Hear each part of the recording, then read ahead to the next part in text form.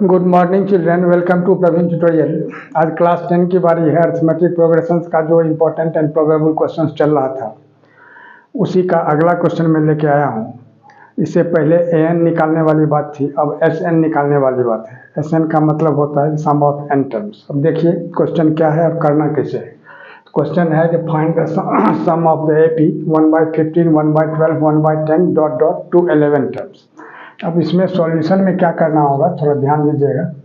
Solution में a is equal to हो जाएगा 1/15 और d जो है यानी जिसको कॉमन डिफरेंस बोला जाता है। कॉमन डिफरेंस क्या होता है?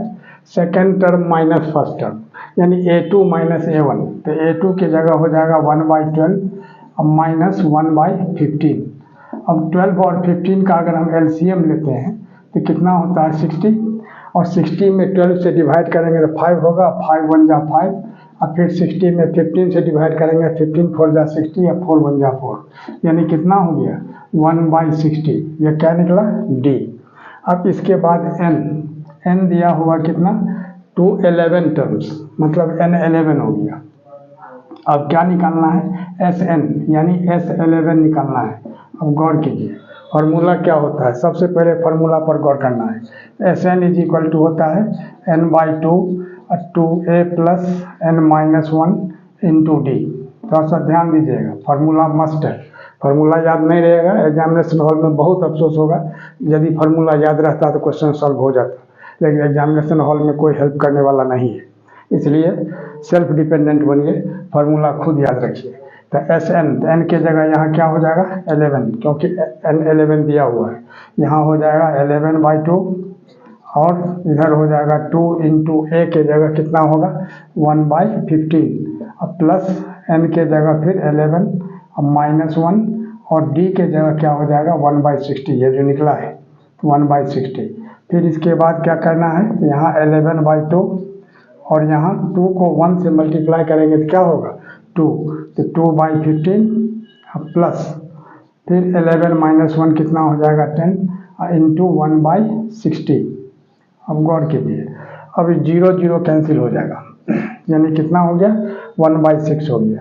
यहाँ हो गया 11/2 और यहाँ हो गया 2/15 अब प्लस यहाँ कितना 1/6। थोड़ा सा ध्यान दीजिएगा।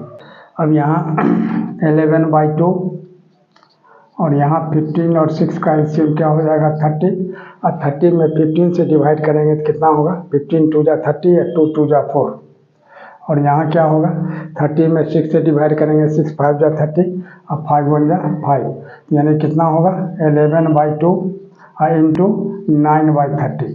अब गौर कीजिए, अब 9/30 3 से कैंसिल हो जाएगा, 3 3 जा 9 और 3 10 जा 30, यानी कितना होगा 11 3 जा 33 अब बाई 2 10 जा 20, और यही इसका आंसर हो जाएगा।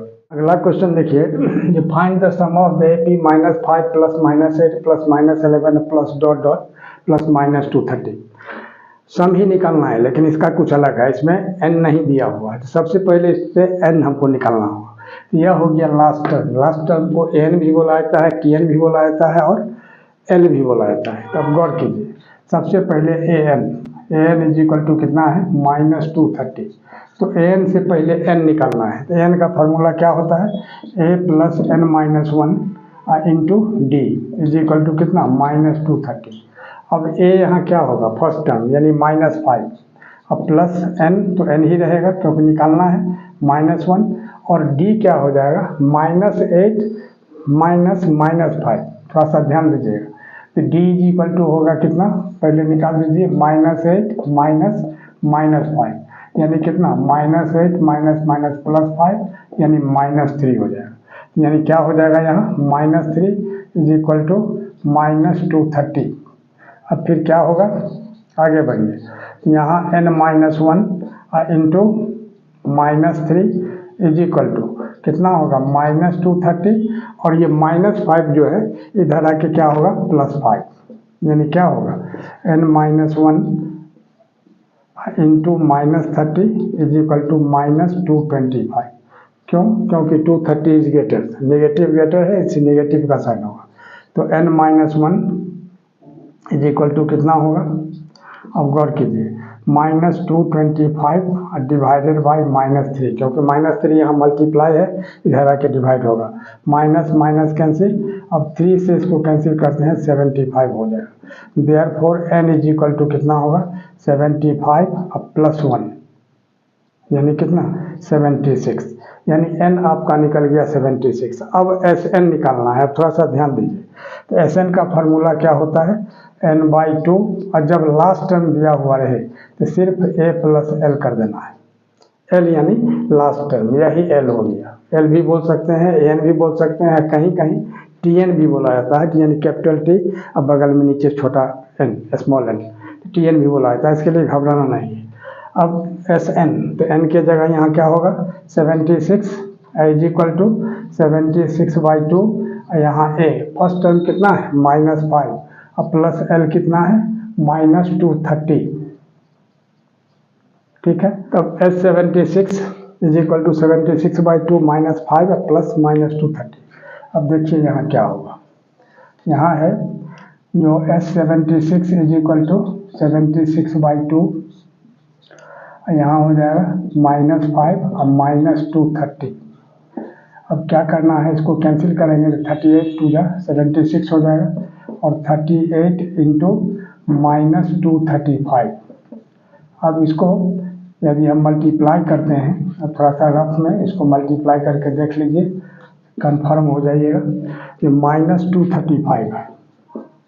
इसको कितना से करना है 38 से, 8 5 जा 40, 8 3 जा 24, अब 4 28, 8 2 जा 16 और 2 18, अब 3 5 जा 15, 3 3 जा 9 1 10, 3 2 जा 6 1 7, 0 8 5 13, 8 1 9 यानी 8, यानी -8930, और यही इसका आंसर हो जाएगा। अगला क्वेश्चन देखिए, अगला क्वेश्चन है how many terms of the AP 9 17 25 must be taken to give a sum of 636। अब गौर कीजिए सॉल्यूशन में क्या करना होगा, सबसे पहले तो a लिखना है 9, d लिखना है 17 - 9 दैट इज 8, और Sn दिया हुआ कितना 636। तो क्या निकालना है हाउ मेनी टर्म्स, यानी n निकालना है।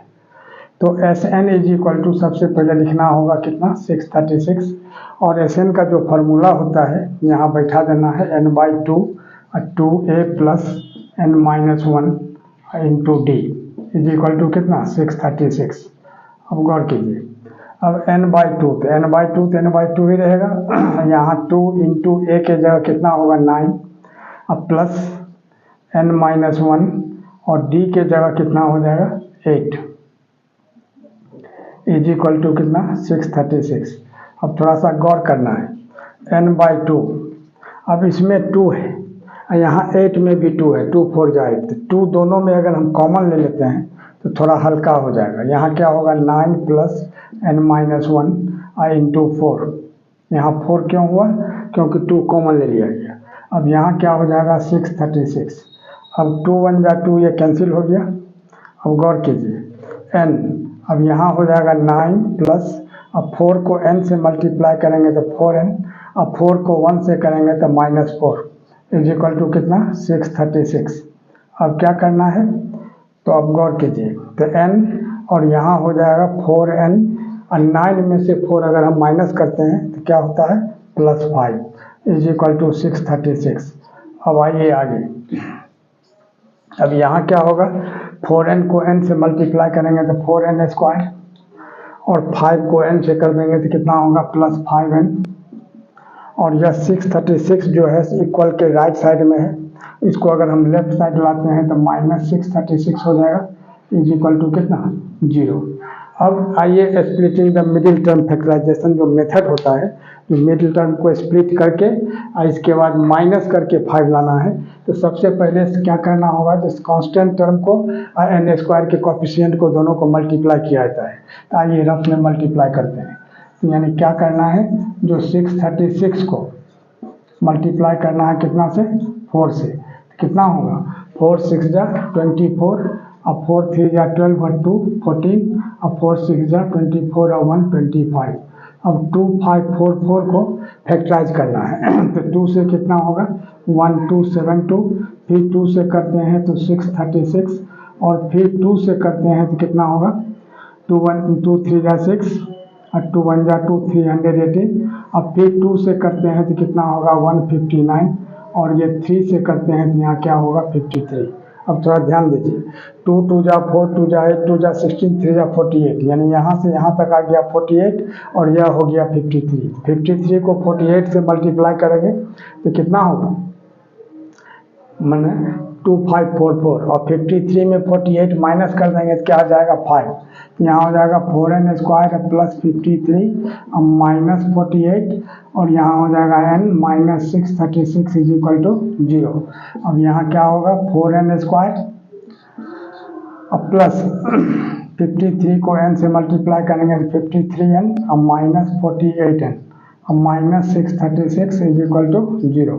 अब गौर कीजिए, इस दोनों में सिर्फ n कॉमन है, n कॉमन लेंगे तो यहाँ क्या होगा 4n प्लस 53, और यहाँ अगर हम माइनस 12 कॉमन लेते हैं तो 12 कॉमन लेने के बाद 12 4 जा 48 यानी 4n और प्लस, क्योंकि माइनस कॉमन लेने के बाद आगे का साइन चेंज हो जाता है, यहाँ भी हो जाएगा 53 इज इक्वल टू 0। तब यहाँ क्या होगा 4n प्लस 53 और यहाँ हो जाएगा n minus 12 is equal to 0। तब if 4n plus 53 is equal to 0, तो 4n इज इक्वल टू कितना होगा माइनस 53, तो n इज इक्वल टू कितना होगा माइनस 53/4। ये क्या है, लेस देन 0 है, यहाँ नेग्लेक्टेड कर देना है, और वैसे भी ये फ्रैक्शन में है, फ्रैक्शन में कोई चीज़ का नंबर नहीं आता है, ठीक है। अब आगे देखिए, अब if n minus 12 is equal to 0, तो n इज इक्वल टू कितना होगा 12, और यही नंबर ऑफ टर्म्स निकालना था और यही इसका आंसर हो जाएगा।